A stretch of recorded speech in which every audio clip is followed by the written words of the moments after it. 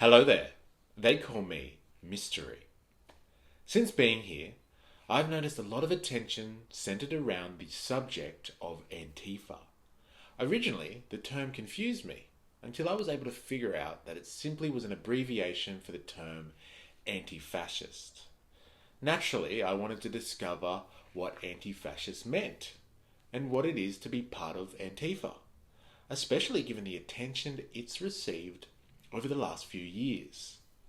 Without knowing much about it though, it did surprise me that the attention appeared to be negative. After all, the common perception is that a fascist is bad, right?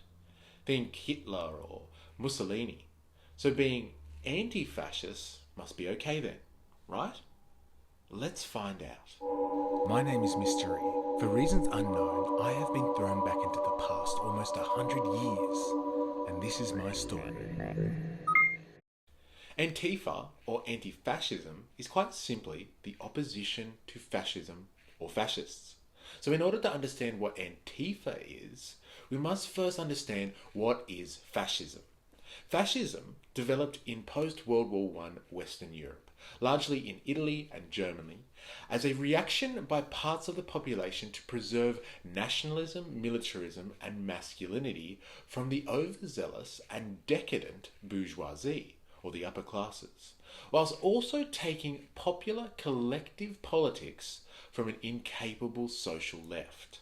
Meaning, it was a social movement that turned away from the traditional conservative ideals on the right of the political spectrum, whilst rejecting the worldwide socialist ambitions and agendas of a global working class movement on the left.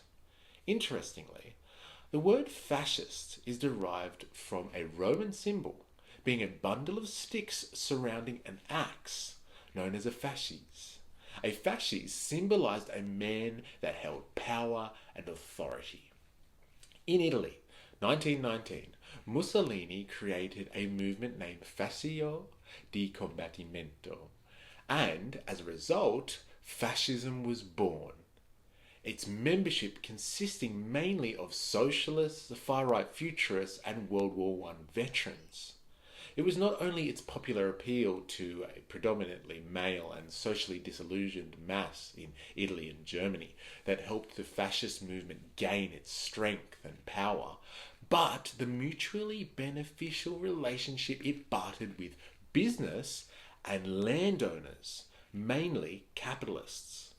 Capitalists at the time were scared of the chance of a social revolution spurred on by an empowered working class movement and were constantly experiencing business setbacks due to active workplace organization.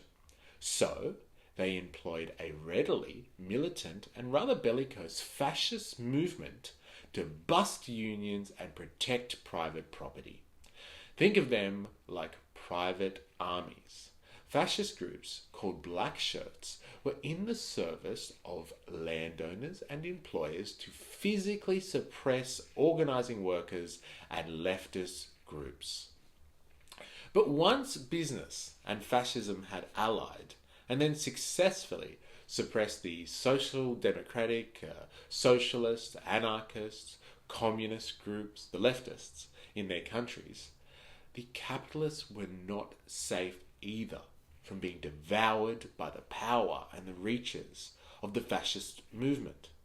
Fascism had something that capitalists did not: popular appeal.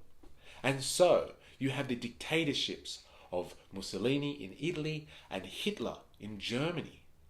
Due to their nationalist, militarist, and masculine traits, fascists are openly racist, homophobic, and xenophobic. Fascism draws much of its ethos from imperialism and the supremacy of Europeans or Western culture over all other cultures in the world. Using this ethos as a basis, whilst also adopting some of the most potent and popular leftist ideals, fascism today, as it did 100 years ago, appeals to large sections of Western or European countries that have been ravaged by austerity measures and the deficiencies and failed promises of globalism. And so, any minority group that is deemed to oppose nationalism and traditional patriarchal norms, as well as anyone seeking solidarity with them, are unrelentingly the focus of fascist prejudice and attack. What Antifa is the embodiment of the opposition to all of that. The perpetual fight against all things that fascists represent, with the ultimate objective of never allowing history to repeat itself, never allowing the groundwork for another Hitler or Mussolini to take to the world stage. But what does fight mean in this context? A lot of focus is given to violence associated with Antifa, with some going as far as to label Antifa a terrorist group. There is a famous Antifa saying that goes, "You fight them by writing letters and making phone calls, so you don't have to fight them with fists. You fight them with fists, so you don't have to fight them with knives. You fight them with knives, so you don't have to fight them with guns. You fight them with guns, so you don't have to fight them with tanks." The Antifa mission, you could say, boils down to protecting the future. They would argue that history has shown that fascist power is able to emerge out of small groups, and so anti-fascists treat every fascist or white supremacist group with the potential it deserves.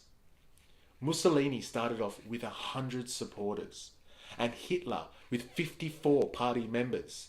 And they were able to advance and gain enough influence to form dictatorships that would one day change the course of history, leading to the deaths of millions worldwide. This may seem a dramatic perspective, but the concerns of Antifa do seem wholly legitimate when one quantifies things in this manner. But is Antifa an organization or a group? Simply no. Antifa is a response to fascist and racist organization.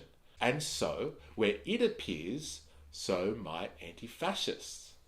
The first militant anti-fascist group, known as Arditi del Popolo, the People's Daring Ones, with their symbol being a skull with a dagger in its teeth wearing a laurel, was founded in 1921 and combated Mussolini's fascists. The Arditi del Popolo ultimately failed to resist the power of this fascist movement. But thus is the origin of anti-fascism. It is a reaction to fascism, and thus cannot or does not exist without its counterpart. Now, if you found this interesting, please like it and share it, and come join me for the next video for part 2. Remember, I am, you are, we are a mystery.